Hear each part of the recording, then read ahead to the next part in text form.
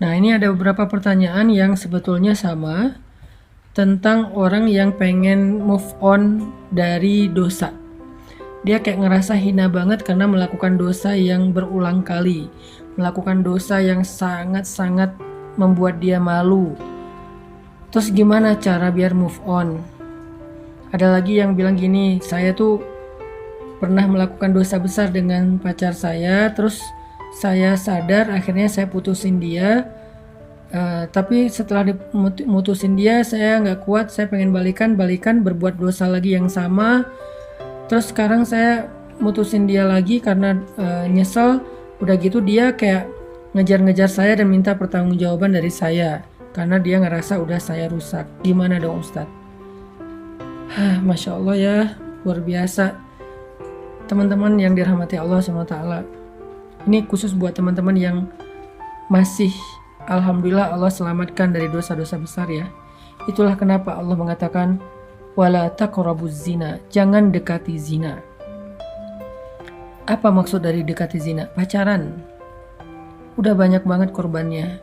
Kenapa sih kalau orang bilang ngomongin pernikahan banyak yang sentimen, seolah-olah pernikahan itu aib banget, dosa banget, padahal pernikahan itu menutup pintu zina.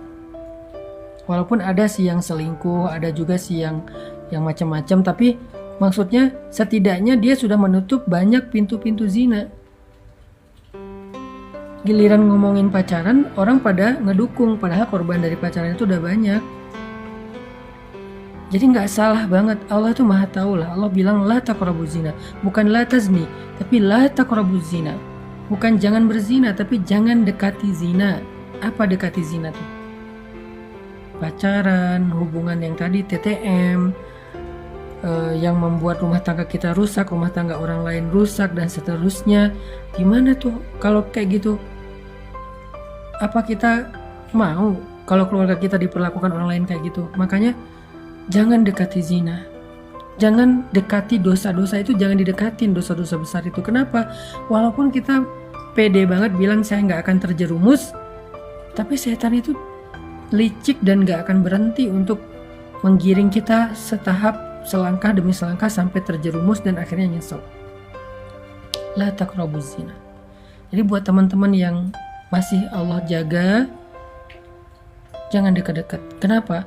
Kalau udah terlanjur melakukan itu, hidup kita tuh berantakan. Bener banget, yakin deh, hidup kita tuh berantakan. Kalau udah terlanjur berbuat dosa itu, hidup kita berantakan.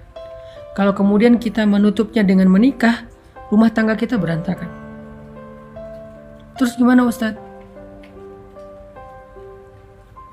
Gak ada yang lebih baik daripada orang yang meninggalkan dosa, lalu baru yang bertobat dari dosa. Ada dua tingkatan. Yang satu, meninggalkan dosa.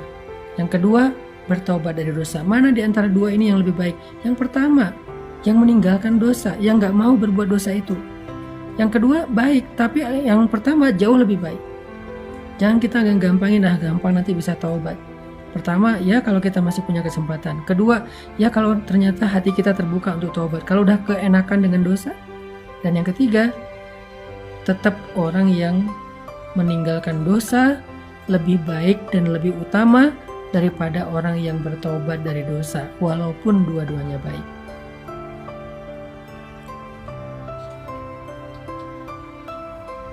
Walaupun dua-duanya baik.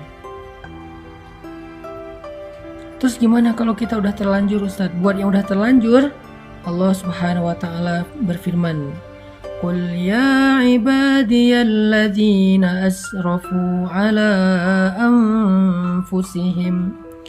Katakanlah, wahai hamba-hambaku yang telah banyak dosa, melampaui batas, menzolimi diri sendiri. Allah memanggil orang-orang yang merasa banyak dosa. Qul ya ibadiyalladzina asrafu ala anfusihim. Wahai hamba-hambaku yang banyak dosa, kata Allah, yang berzina, yang datang ke dukun, yang syirik, yang durhaka sama orang tua, yang mencuri, yang membunuh, yang makan riba, yang banyak dosa, berbagai macam dosa yang gak kebayang.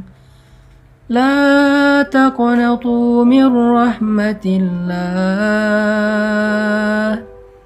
Jangan berputus asa dari rahmat Allah. Innallaha yaghfirudz dzunuba jami'a. Sesungguhnya Allah mengampuni semua dosa. Gak ada dosa yang gak diampuni sama Allah. Tapi saya pernah syirik, Ustadz. Allah mengampuni semua dosa, termasuk syirik. Syirik itu baru gak diampuni kalau dia mati dalam keadaan itu dan belum bertaubat. Kalau dia bertaubat, semua diampuni. Termasuk riba. Durhaka sama orang tua, termasuk durhaka sama orang tua. Berzina berkali-kali, ya. Kalau dia taubatnya sungguh-sungguh. Kalau dia mengulangi lagi, berarti belum diampuni dosanya. Kalau dia sungguh-sungguh, syaratnya taubatan nasuha itu dia benar-benar tinggalin tuh dosa. Dia berjuang ninggalin dosa itu, apakah dengan pergi dari sana, apakah dengan delkon, apakah dengan ganti nomor, apakah tutup sosial media, tutup semua akses informasi, agar gak berinteraksi lagi dengan orang yang membuat kita terjerumus kepada dosa. Tinggalkan segala masa lalu, fokus untuk memperbaiki diri di hadapan Allah. Kalau itu taubatnya, Allah bilang, Innallaha yaghfirudz dzunuba jami'a. Allah mengampuni dosa semua. Allah mengampuni semua dosa. Dan Allah mengatakan di akhir ayat itu, Innahu huwal ghafurur rahim. Sesungguhnya dialah yang maha pengampun, lagi maha penyayang. Dia maha pengampun dan dia maha penyayang. Dia pasti mengampuni dan dia sayang banget sama kita. Jadi kalau ada niat pengen benar-benar bertaubat, jangan berkecil hati. Kalau benar-benar pengen bertaubat, jangan berkecil hati. Allah itu sayang banget sama hambanya yang bertaubat. Innallaha yuhibbut tawwabin. Malah Allah cinta sama hambanya yang bertaubat. Wa yuhibbul mutatahhirin. Allah cinta kepada hambanya yang pengen membersihkan dirinya. Dan untuk bisa meninggalkan dosa zina itu, baik sebelum dia menikah maupun setelah dia menikah, coba renungkan satu kisah Nabi ini. Ada seorang laki-laki berteriak di dalam Masjid Nabawi dengan mengatakan, "Wahai Rasulullah, izinkan saya berzina," kata dia.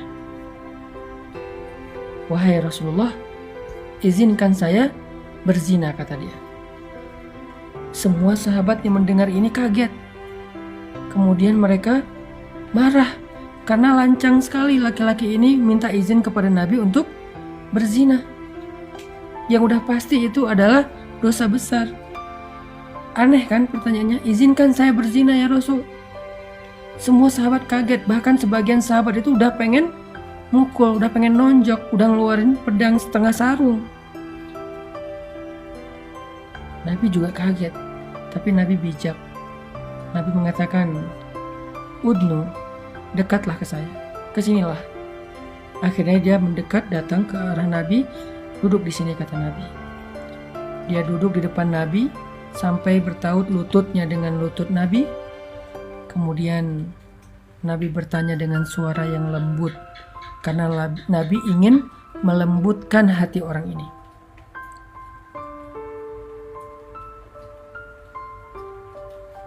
Nabi ingin melembutkan hati orang ini, maka Nabi pun bersuara lembut. Gak bisa kita melembutkan hati orang dengan teriak. Gak bisa kita melembutkan hati orang dengan membentak. Kalau ingin melembutkan hati dia, lembutkan suara kita. Itu rumus sederhana. Semua kita belajar itu insya Allah ya, termasuk saya. Kalau kita pengen melembutkan hati keluarga, hati pasangan, hati anak, maka lembutkan suara kita. Tapi kalau kita keraskan suara kita, maka kita akan mengeraskan hati. Nabi kemudian berbicara dengan suara lembut kepada laki-laki itu dengan pertanyaan,